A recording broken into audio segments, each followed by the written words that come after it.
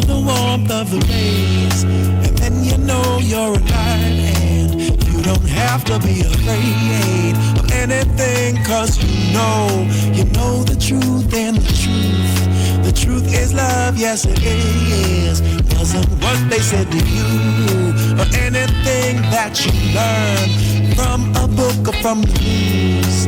It's not like that, cause it's a thing. It is something that you do. Do, do, do, do, do, do, do, do, do, do, do, do. Dib-on, baby, did it long. Do, do, do, do, do, do. Good morning, good afternoon, good evening.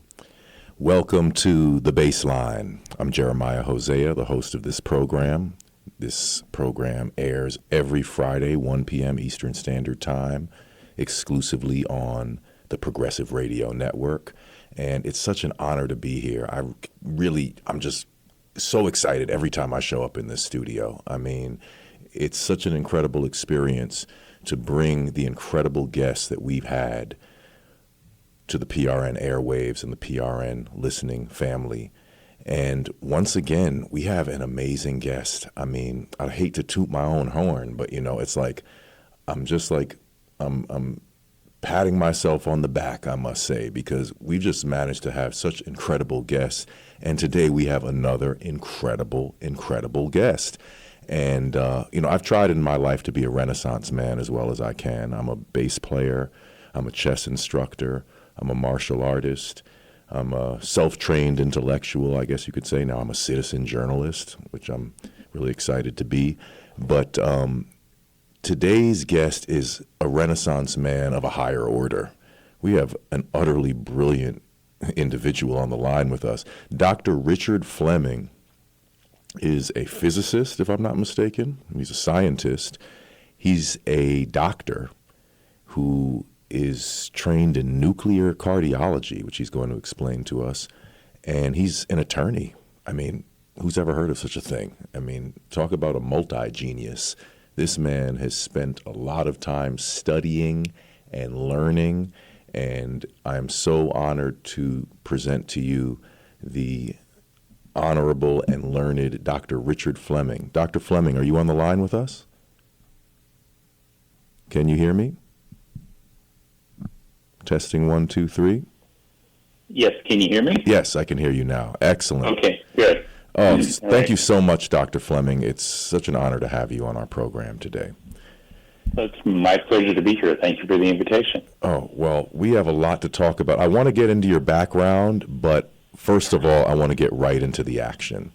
This show is a medical freedom dedicated program, for those of you who don't know, for those of you who haven't notice that running theme. And here we have a heavyweight in the medical freedom movement. I think it was the Yankee announcer Ken Singleton who used to refer to the power hitters in the lineup as the big boppers. And Dr. Fleming is a big bopper. He is very kind. Not only extremely knowledgeable, but extremely courageous. And one of the myths of the COVID, whatever you want to call it, the COVID era that's been, ushered into the world is this notion that all the doctors agreed that this was just a wonderful thing, that we all needed to receive emergency experimental injections, and there was no debate about that. And anyone who said otherwise must have been crazy or involved in some, ideological nuttiness, but that's not true at all. In fact, I noticed the opposite. I noticed the people who were speaking out against the regime were so much more detailed in their description of what was going on. While the public was being steered in a certain direction, we had courageous voices like Dr. Fleming warning about the dangers of what was transpiring. Now, I want to get right into the discussion, Dr. Fleming, about the origins of the COVID virus, because this is something that I think is of paramount importance. I've said it here on the program before. You can't take so many measures in regard to an emergency and not concern yourself with the origin of the emergency. That just doesn't make sense. So the origin of this virus is of paramount importance.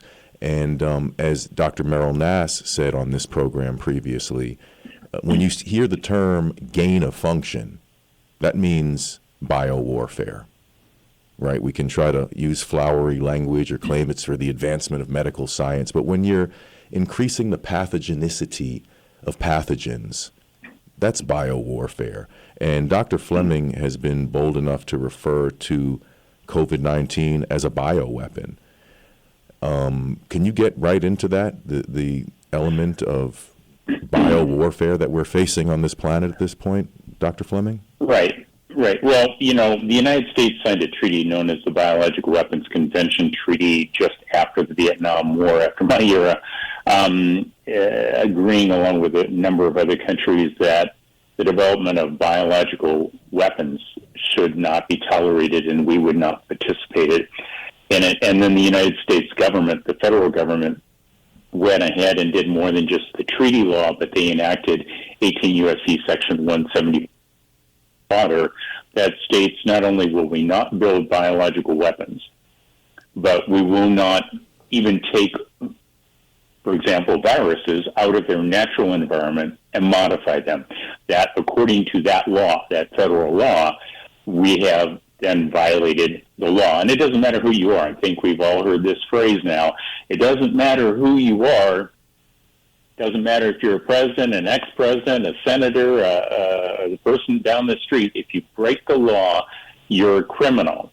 And there's enough people who get punished for not being criminals as it is, but clearly if you break treaty law and you break this federal law and you develop something that is proven to increase the infectivity or the pathogenicity, the danger of being infected by it, that you have violated these laws. So the crux of everything that people call COVID, which is actually the disease, coronavirus disease, which is the inflammation and blood clotting or inflammothrombotic response to these viruses and also to the genetic vaccines, that when you do that, you have developed a weapon system. Now, what I simply did, along with a number of other people who provided input, was to look at what is the virus that we call SARS-CoV-2. What is it really? What does it look like? What's its structure? And when I took the PCR data and said, let's revisit this thing. Let's look at all the genetic code of this and ask some fundamental questions. What else does it look like? That unraveled part of the mystery. And what I discovered, I guess, is that the virus that we call SARS-CoV-2 actually matches three other viruses. One that's known as RSSHC014, which previously in 2003 was called SARS-CoV-Urbani by Ralph Baric of the University of North Carolina. And then it also matches SARS-CoV-MA15 and SARS-CoV-RS3367. Why is that important? It's not for me to give you numbers and to try to impress you that I know something you don't, because that's stupid. It's important because those viruses were developed by humans. Which humans? Well, Ralph Baric at the University of North Carolina, Shizeng Li at the Wuhan Institute of Virology, the people at Fort Detrick who tried to recruit me as a physicist to come work in their lab on viruses funded by NIAID, until 2 months after they started trying to recruit me, the book came out. It's COVID-19, a Bioweapon, the book that I published laying this information out, and then Fort Detrick quit communicating with me. It shows that the monies came from the United States Department of Defense, from NIAID, from NIH, from several federal government agencies. Over half of it, including Health and Human Services, by the way, over half of it came from HHS and the Department of Defense. So when you have the military, and let's remember Eisenhower when he was trying to tell us, as he was leaving office and JFK was coming in, his warning was about the military-industrial complex. And Eisenhower knew about it. Eisenhower had been a general, for crying out loud. For anybody who doesn't remember that, the man was a general in the U.S. Army and then became President of the United States. So if he warns of a military-industrial complex, you might want to pay attention. And nothing was done about it, and the money continues to flow for this type of research. The United States Department of Defense hasn't built a weapon that they haven't tested. We're the only country who's actually detonated a nuclear device on somebody else's homeland. Let's not forget that, despite all the Cold War era that I lived through, and I don't know how old you are. My generation lived through a Cold War era where we did, our duck and cover drills in elementary school as if that was somehow going to protect us from a nuclear blast. Like a face mask. Yeah, well, okay, there you go. The problem here is that the data is very clear. Fauci and Collins and Barrett and Shizing Li, these people have been involved in criminal actions.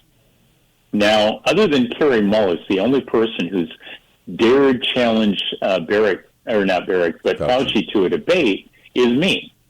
And I actually sent him emails. I invited him to come to the conferences that we were doing and said, you can present your side of the story. Let's let the people ask questions, and you and I will stand there and we will debate it.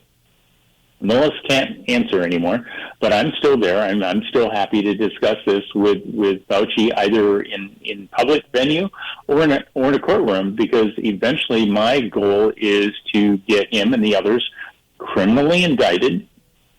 I could use the help of people by going to 10letters.org and going on there and sending in cover letters and indictment letters that are already made for you to your governor and attorney general. Excellent. But we have cases that we have put together where the people died because of the virus. And that's the pivotal, critical thing, because everything else is civil litigation, which means all anybody's talking about is money. Nobody's talking about putting people behind bars for the crimes they did. The only way you can do that is on the gain of function viruses that these people made. And once we get this to the grand jury, and we do have people looking at it right now, investigating these cases to present to grand juries.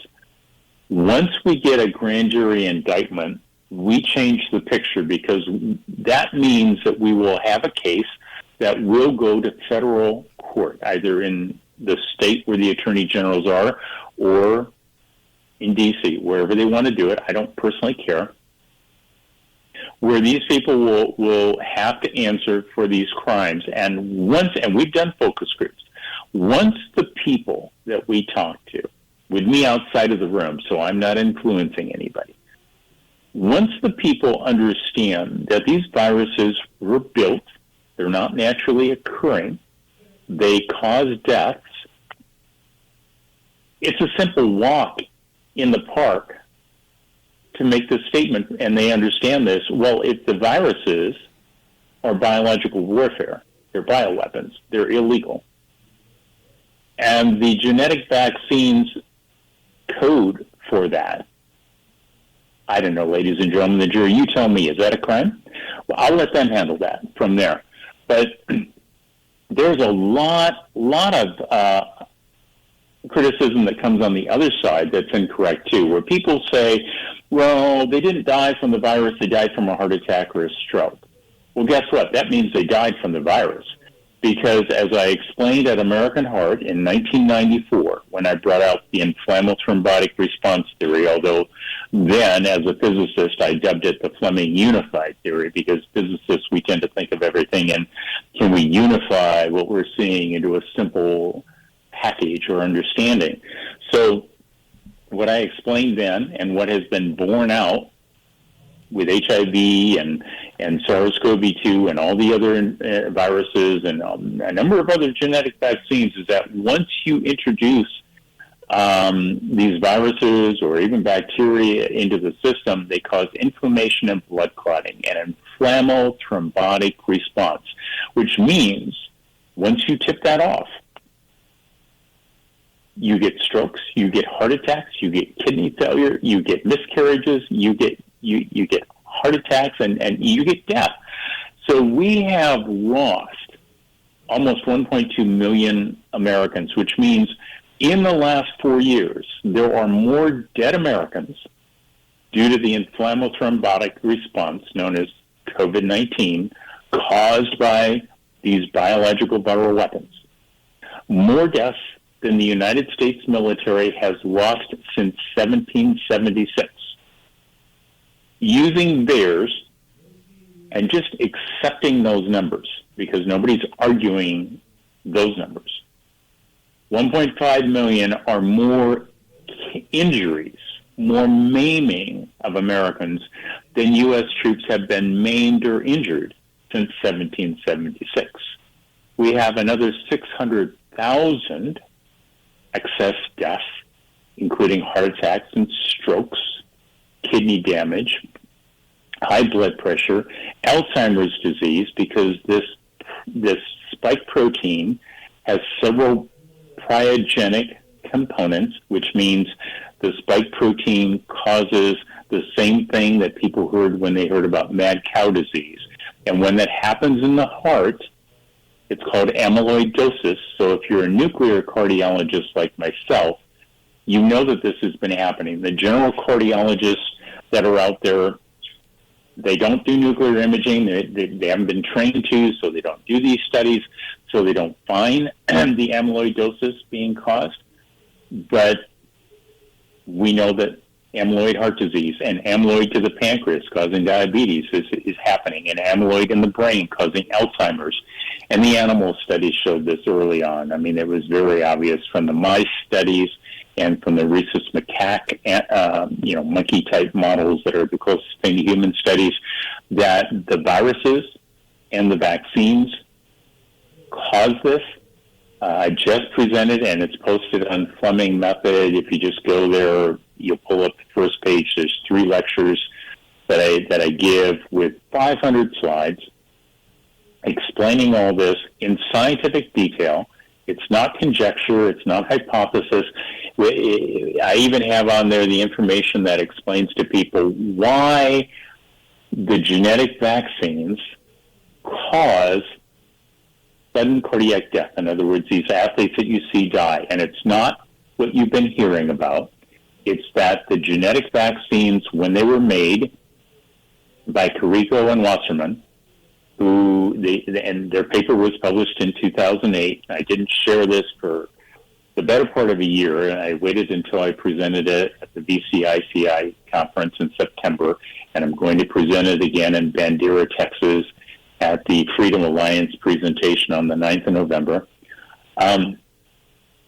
They very clearly showed that what they did is they took the mRNA, the messenger ribonucleic acid molecule, that's unstable, and they made it stable by changing uridine to pseudouridine. And all they did was they flipped a couple atoms around, and that made pseudouridine. And they said very clearly in their paper that, one, they had made a stable mRNA.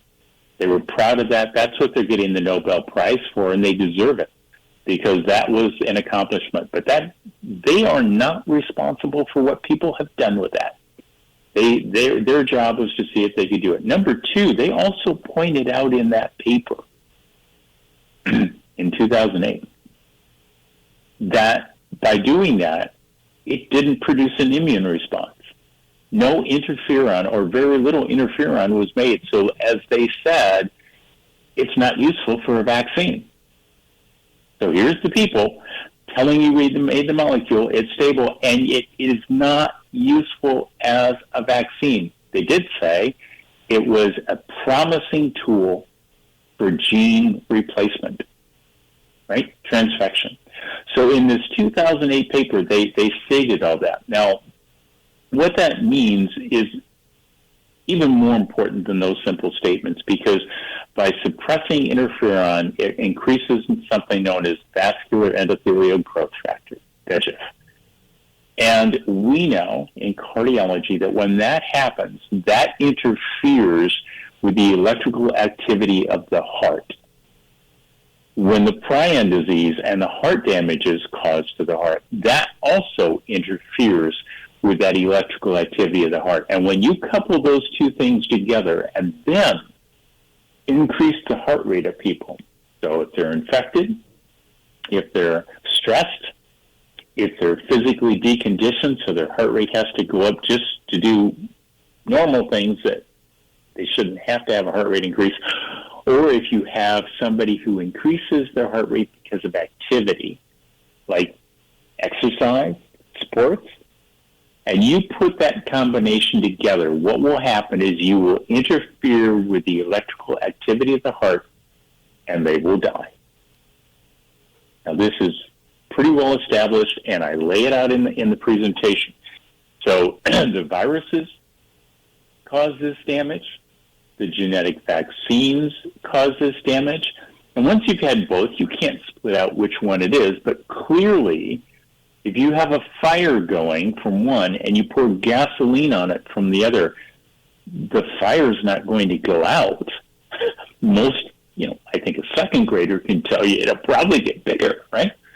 So this entire approach, again, I was a medical student when HIV came through and hit the scenes, and a good friend of mine and I were looking at this prior to his passing. Professor Luc Montagnier and I knew each other. We didn't know it at the time of HIV in the early 1980s when I was a student, but we connected in later years, and we were looking at these, and we were looking at issues we were concerned about, and the similarities, because part of the HIV molecule, the glycoprotein 120, is also part of of what Shi Zheng Li inserted into these SARS viruses almost 2 decades ago now, to begin the process of developing these biological viral weapons. And the reality here is the people that were responsible for this knew what they were doing. Now, I don't think, and this is just my opinion, that they intentionally release these viruses, because all their behavior, to me, shows panic. People running a protocol, running labs, making these viruses, these folks panic. If you look at the records, not only does the Fauci emails show panic, but all the people involved with him and all the people in Wuhan, you see panic in their communications, which means they lost control and now they were trying to cover it up. And I think the American people would have been amazingly forgiving had they come clean right up front. Had they said, you know what, we have to be honest with you, we develop weapons because that's our job. We might need them. We need to understand what other people are doing.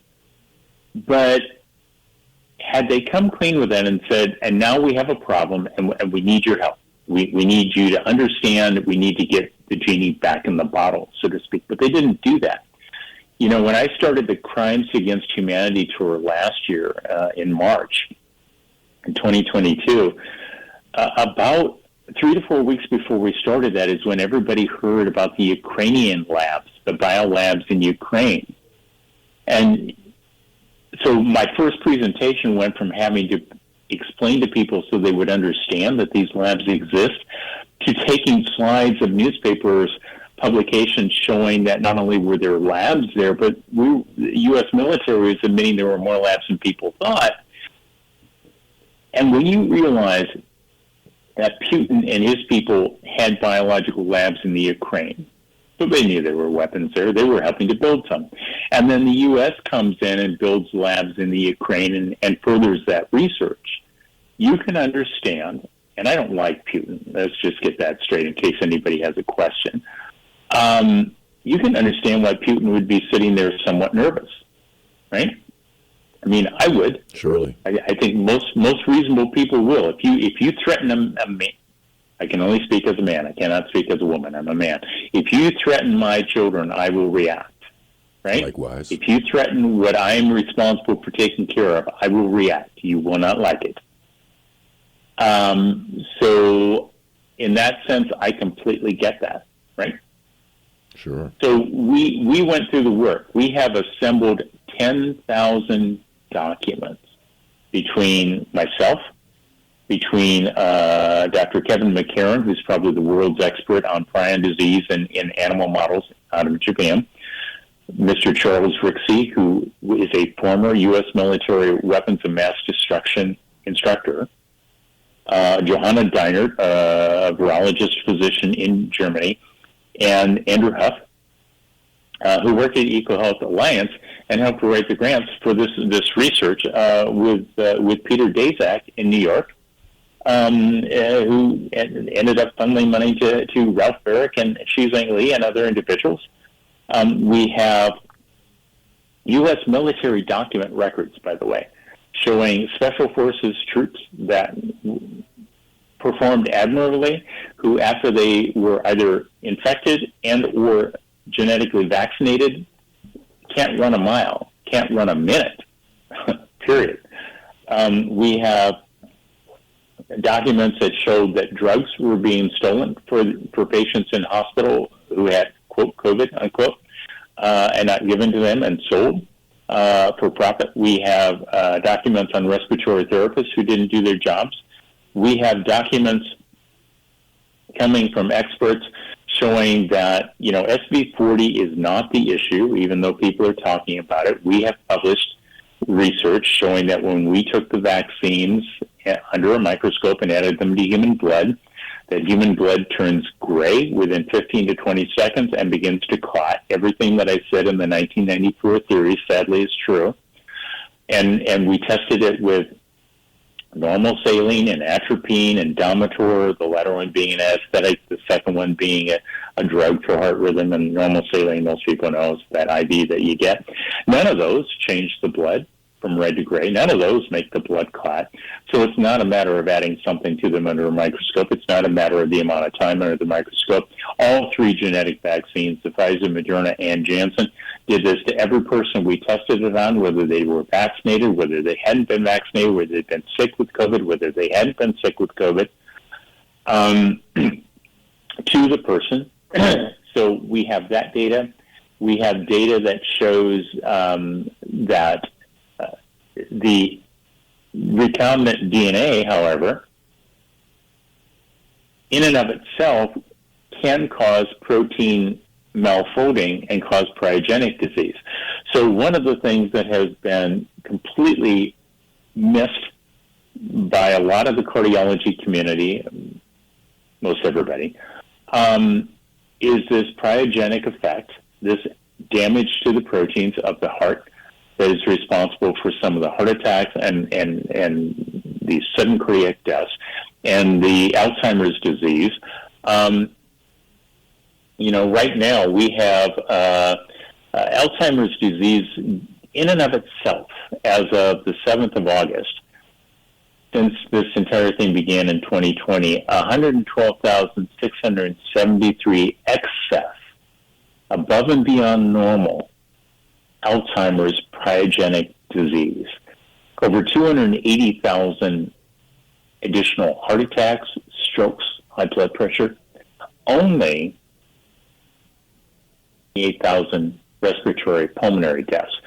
But it is naive and incorrect to say that these people didn't die from COVID because they didn't die from a pneumonia. These viruses and these genetic vaccines cause an inflammatory thrombotic response. And if they're left untreated, you die from strokes, from heart attacks, from cancers, from pyrogenic diseases of the brain. There are 9 pathways, and they're in those presentations, Fleming method, go there. It'll be on those 3 presentations. It's what I presented at the VCICI conference, what I'm going to present in Bandera.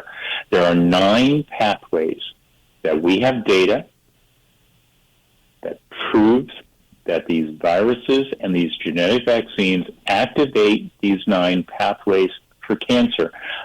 But there is also evidence, published research, and you'll see it. Most of my slides will have at the bottom of each slide the research that's been published so you can go and read it. You don't need to take my word for it. I'm not asking anybody to take my word for it. When people tell me things, I very seldom take their word for it. I go check on it. And you can do that. You may not have a PhD, an MD, or a JD, but the smartest man and woman I ever met in my life had an 8th grade and 12th grade education. And they were brilliant people. And I would venture to say my parents were smarter than I am. I have no hesitancy in that. The reality is people can look at things and get a general impression, and even if you can't understand the papers, you can go through them and say, it's published, it's real. Somebody thought this was valid and published it. For crying out loud, Carrico and Wasserman just got awarded the Nobel Prize for their work on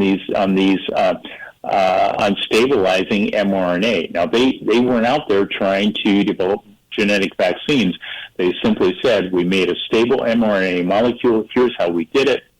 It doesn't stimulate an immune response, so it's completely useless as a vaccine, but it can be used for gene therapy. Out of the mouths of babes, whatever expression you want, the horse's mouth, the people who did it told everybody in 2008. So, 15 years ago?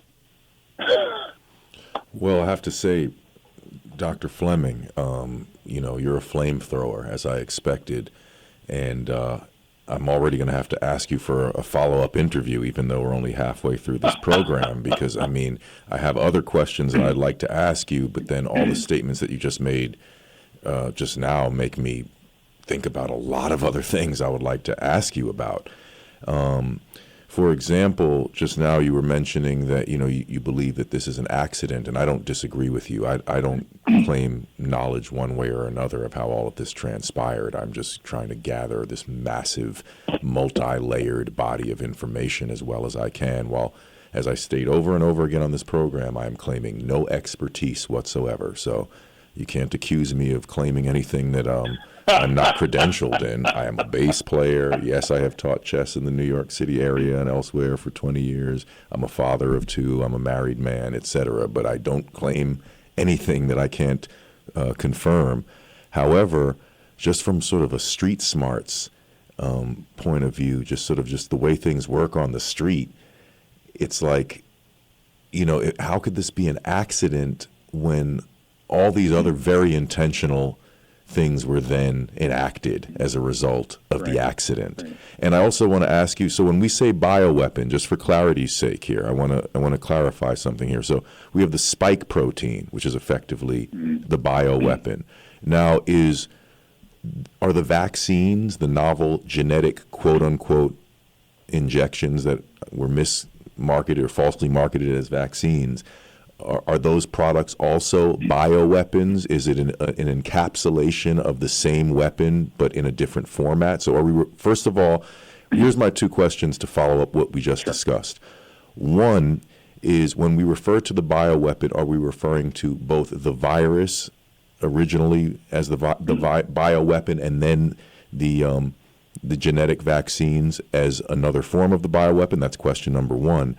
And then question number 2 is, and I'm trying to phrase this properly, how is this effective as a weapon in the sense that it harms people in such an unpredictable manner, right? Like if I stab you with a knife, I'm puncturing your body with a knife. If I shoot you with a gun, I'm attempting to shoot you with a bullet. But what kind of strange weapon that can undermine people in this myriad of ways, and then leave other people seemingly healthy for the time being? And I'm not trying to be a doomsday person. I'm very concerned in terms of the harm that's been observed. How could this possibly be in your body and not ultimately inflict harm on some level? That seems impossible. Which takes me to my next question, which I don't want to jump ahead into my third question. Let's just continue with what I just asked out there. To begin with, I actually was a police officer at one point in time. Oh my goodness! Come on, man. and a marksman. And so my first response with most people pointing a gun is, if you just stand still, they'll probably miss you. So number one, the bioweapon is the virus, okay, which is why the genetic vaccines have all this protection under the law, and I would argue that Ronald Reagan did a few really stupid things. One was to give this vaccine clemency, because my perspective is, and I understand the argument now as an attorney. Supreme Court decides, well, we'll never get vaccines that we need because they're telling us there's inherent risk. Well, if there is an inherent risk, like going on a ride at Disneyland or being an advanced scuba diver like I am and going under the water, you have to sign a consent that says, I assume the risk, right? People can't force you to do that. You can't be mandated to accept a risk. So I disagree with the approach of we have to allow this freedom from being sued as big pharma vaccine manufacturers, because the product is inherently risky. If it's inherently risky, the question ought to be, should we be doing this? You can't force people to do that. Maybe you can say, it's up to you. But you can't force people to put on a scuba tank and throw weights on them and throw them into the ocean, right? Absolutely. I mean, that's what idiots like Could I do. interject something there quickly as well? Sure. Which is, I've made the statement that if the government mandated the entire population eat a fresh organic apple, they would kill thousands of people in doing so, because everybody's bio makeup is different, and some people are actually that severely allergic. So one thing that concerns me about the way this whole thing unfolded was this, basically almost like this human sacrifice concept of public policy. And one thing that troubles me so deeply is the people who claim that the vaccines are not injuring people and so on and so forth. They're so disinterested in the number of people who were actually harmed. So let's say 180 million people, and I'm just making up these numbers. I'm not referring to anything specific. I'm being, hypothetical. But let's say approximately 180 million people received an injection, and 1 in a million people were severely injured, and some of them died. Well, then who are the 180 people? Let's acknowledge them. Yeah. Like, it amazes me, this notion that, it's not harmful, and, we don't really know how many people it harmed, but we don't care. Here's an interesting side note. Before I went to medical college, I actually worked as an orderly because I thought it would be an important thing to do to get the grasp on that. And one of the patients I took care of was a Guillain-Barré patient, neurologically damaged patient from the swine flu vaccine of the 1970s era. And 60 Minutes did a story on the swine flu vaccine, and I think there were 52 deaths.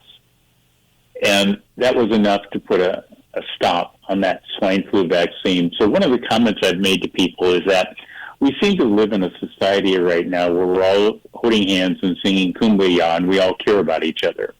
And since when is what I always ask. And 34,516 deaths last time I looked at the numbers accepted from the vaccines retention. But back in the 1970s, when people like me, we're cold-hearted and we didn't care about anything, 52 deaths was enough for us to say, that's it. And so the contrast that I'm trying to make here is that if we were such a bad society when I was growing up, and 52 deaths got a halt on this, how is it that you can define us as such a loving kumbaya society when there's over 35,500 deaths? Right. I mean, you get the disparity here. It's kind of tongue-in-cheek. We all care. Obviously, no. We seem to care more. Yeah. So to try to get these questions back here, so the genetic vaccines are the criminal action. And that's why I said, the vaccines themselves are it's not the SV40. That's a product to try to get the replication of the protein. And I explained to people back in March of 2021 in Dallas when I was giving lectures that if you look at how these proteins are made from these gene sequences, there has to be a promoter region here doing it, or it would only make the spike protein once and it would be done. But that's not what it does. So even then I was warning, there has to be something there we're not being told about. And it turns out that doesn't cause any threat to the vaccine manufacturers because it's part and parcel of how they have to make the vaccines that the government has, bear in mind, the U.S. military has had hearings in the past for other vaccines that have been given to people that cause heart damage, right? So this is not a new phenomenon. The problem is they have this carte blanche. What we do know is that the work that we've done looking at the vaccines under the microscope, there's crystalline particles, there's hair particles, there's fiber products in there. That makes an impure product that violates legally what's known as strict product liability. And that's separate from the vaccines.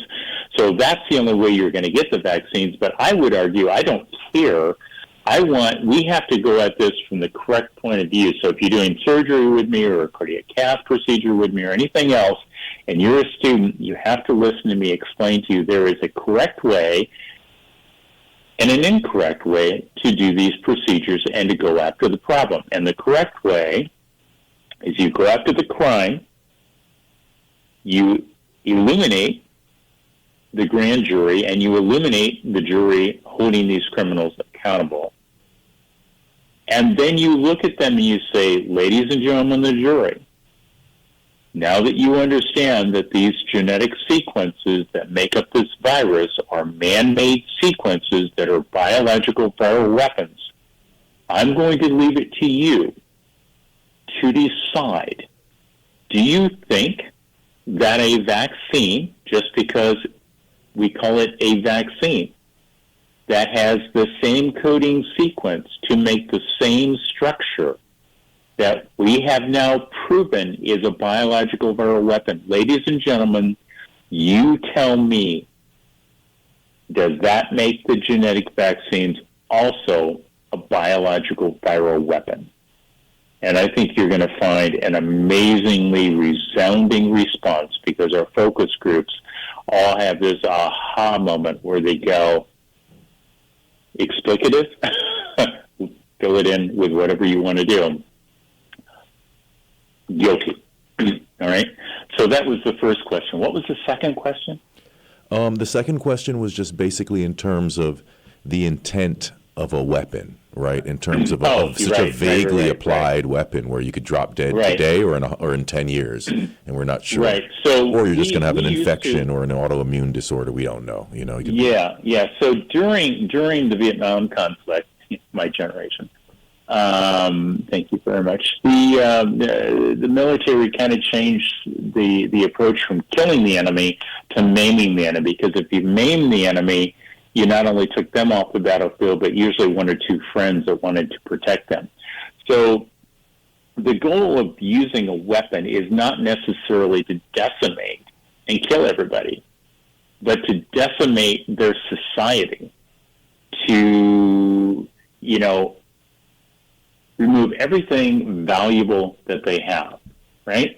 And I think most people would have to somewhat honestly reflect on the last 4 years in the United States and other countries and say, wow, everything that we knew that was our society got affected. Absolutely. I mean, whether it was earning a living or the friends that you had or your ability to I lived in Los Angeles when this hit, and, they were shutting off power and water to homes that dared to have people over to their home. Wow. Well, it's like a caller to this program pointed out. What part of emergency means now you suddenly have the right to violate my rights? Right. Exactly. At what point in time did the United States Constitution get set aside? I mean, who is it? I think it was the Arizona governor who did this gun control thing a couple of months ago, because she decided she had the right to do it and nothing in the Constitution was absolute. I beg your pardon. This is where I'm really now going to get on my family history.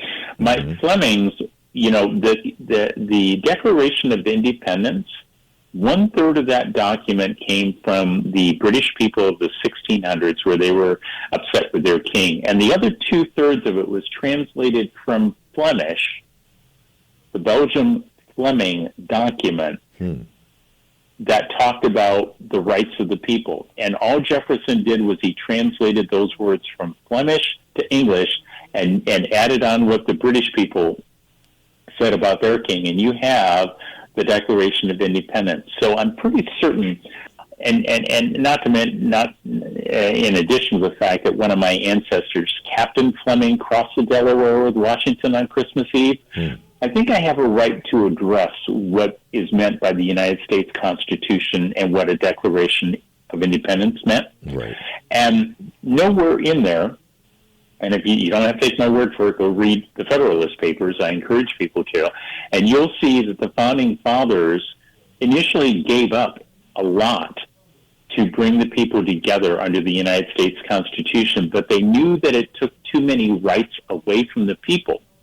But they knew that they had to do that up front to get everybody to work together. And so they had an amendment clause so they could come back and amend the United States Constitution to restore freedoms for the people.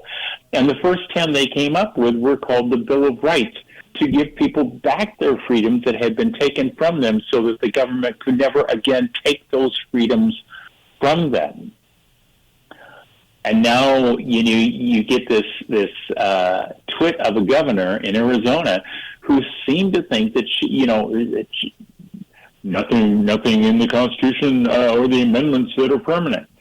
Well, there's a set of rules that were laid down in that document that if you want to change it, you kind of have to follow those rules. You don't get to arbitrarily say, as governor or even as president of the United States, that I'm just going to unilaterally change the rules because I want to.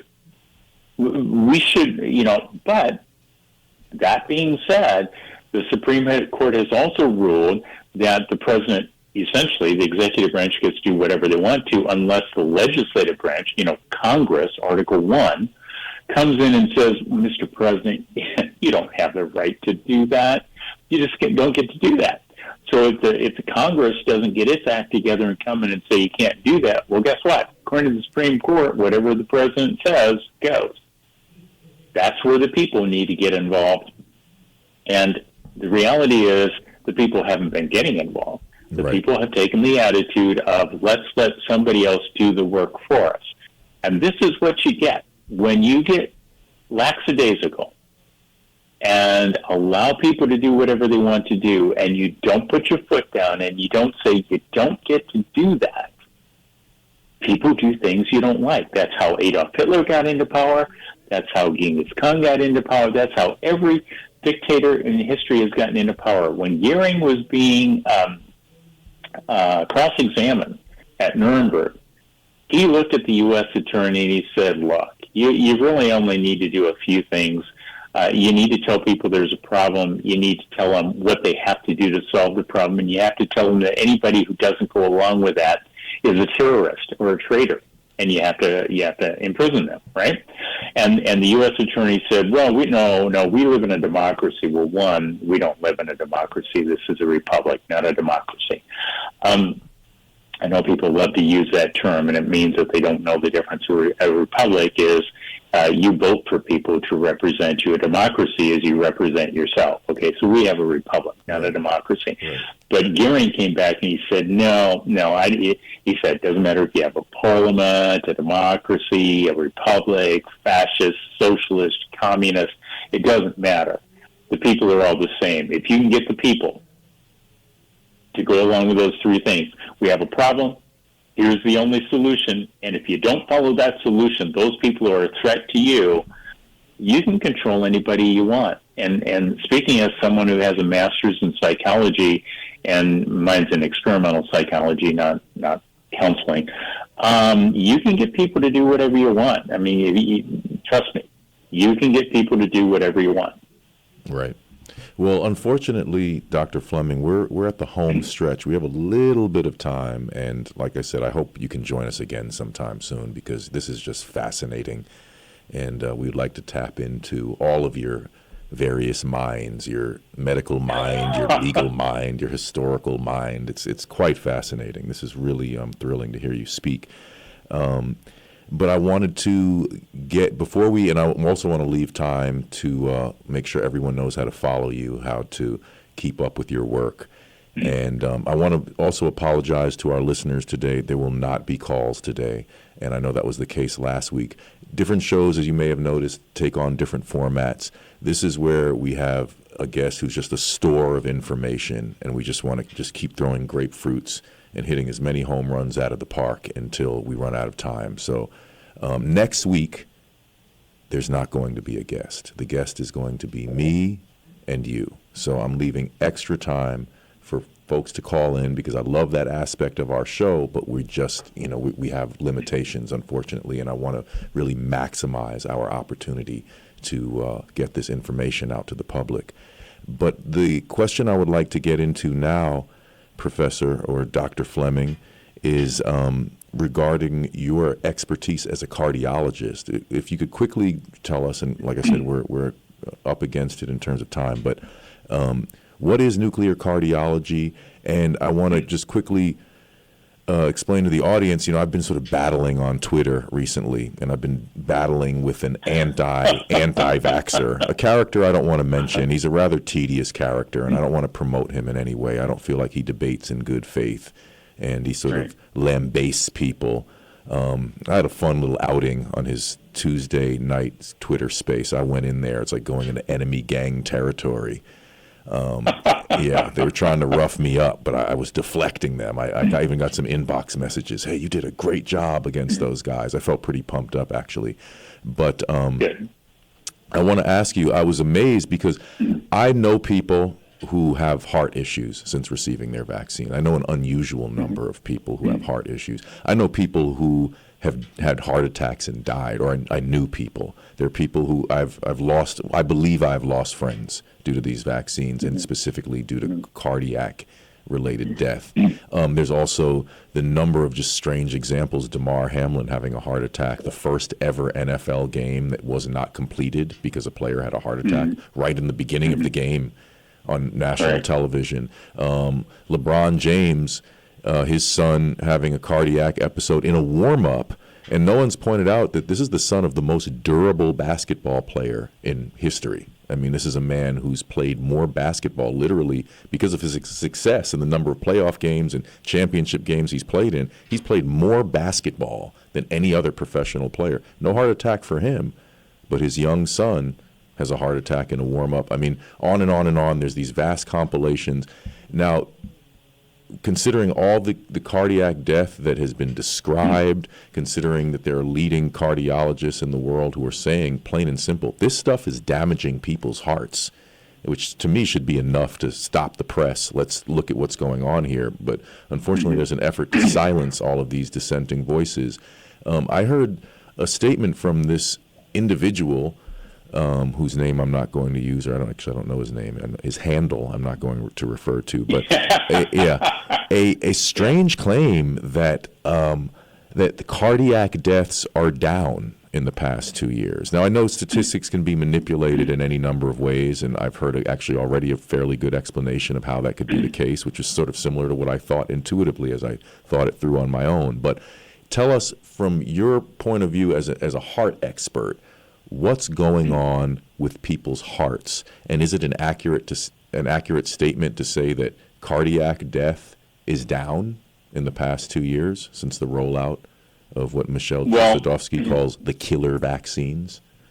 Yeah, one of the things I was pointing out early on in 1994 was that cholesterol was part of the problem, but there were other things like viruses and bacteria. So there had been some gradual improvement showing up over the course of time where the numbers were coming down. But since January of 2020, the number of increased cardiovascular disease deaths is, as of the 7th of August, as I mentioned earlier, was over 280,000 excess deaths above and beyond what's expected. So that statement clearly points out that there is an increase in the number of deaths. They're excess above and beyond what we would expect. There are a little bit more than 36,000 excess cancer deaths that have occurred in that amount of time. So the numbers are, according to the CDC, because I take this straight from the CDC website, up for both heart attacks, strokes, and cancers. Their numbers, not mine. So as far as his comment, or he or she, who knows, or it, I guess, comments, those numbers are up. So to say that they're down is an incorrect statement and is in contrast to what the CDC is reporting. Interesting. That's what I thought. So yeah, unfortunately, we only have 3 minutes left. Dr. Fleming, it's been such a pleasure to hear you speak. You're such a brilliant individual, and it's been an honor to have you on our airwaves. Where can people find you, and could you mention some of the resources that you mentioned, your book, the campaign you're a part of, your own website? Please reiterate those, Sure. Those websites, those contact details. So let me begin with the campaign, because it's more important than I am. It's the number 10, followed by the word letters, letters.org. You can go onto that site. You can enter your name and your address, and it will make a cover letter for you to your governor and your attorney general. If you don't want your name to show, there's a box to click that says don't show that.